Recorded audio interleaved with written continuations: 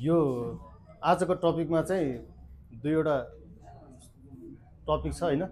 यसमा चाहिँ के छ भने यील्ड क्याल्कुलेसन र फुड कस्ट छ है।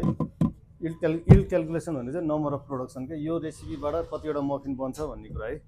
नम्बर अफ प्रोडक्सन कतिवटा बन्छ हैन। त्यसको लागि चाहिँ के गर्नुपर्छ भने हामीले चाहिँ रेसिपी भइहाल्यो। रेसिपीको चाहिँ टोटल वेट लिने के यील्डको लागि टोटल वेट भनेको 325 ग्राम छ के यो सबै जोड्दाखेरि।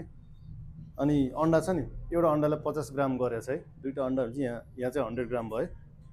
टोटल गर्दा 325 ग्राम भयो।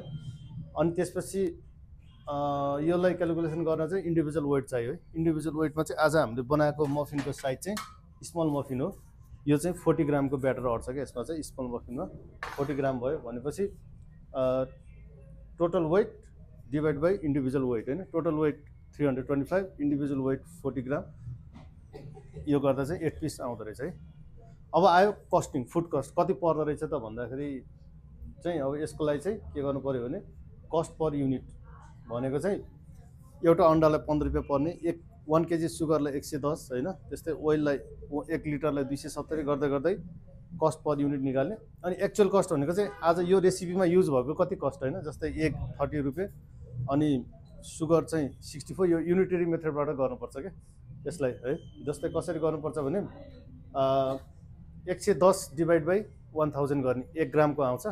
अनि त्यसलाई चाहिँ अनि यसले मल्टिप्लाई गर्ने के 57.5 ले मल्टिप्लाई गर्ने के बुझ्नुभयो नि है। त्यस्तै गर्ने। अब यसमा पनि त्यही हो 1 लिटर ओइललाई चाहिँ 270 पर्छ भने 270 डिभाइड बाई 1000 है। 270 डिभाइड बाई 1000 गर्दा 0 कति आउँछ नि त्यसलाई चाहिँ अनि यो हामीले युज गरेको रेसिपीको यो क्वान्टिटीले मल्टिप्लाई गरिदिने। त्यो गरेपछि अनि सबै आउँछ टोटल कस्ट आयो है। टोटल कस्ट चाहिँ 63.55 हो टोटल कस्ट। अनि एउटा मफिनलाई कति पर्ने रहेछ त भन्दाखेरि चाहिँ total cost divide by yield भन्ने कुरा त चाहियो नि त। फेरि यील्ड त अहिले हामी निकालिसक्यौँ होइन नम्बर अफ प्रोडक्सन यो डिभाइड गरेर गर्दा चाहिँ एउटा मफिनलाई चाहिँ लगभग 8 रुपियाँ पर्ने चाहिँ 8 रुपियाँ चाहिँ फुड कस्ट मात्रै है।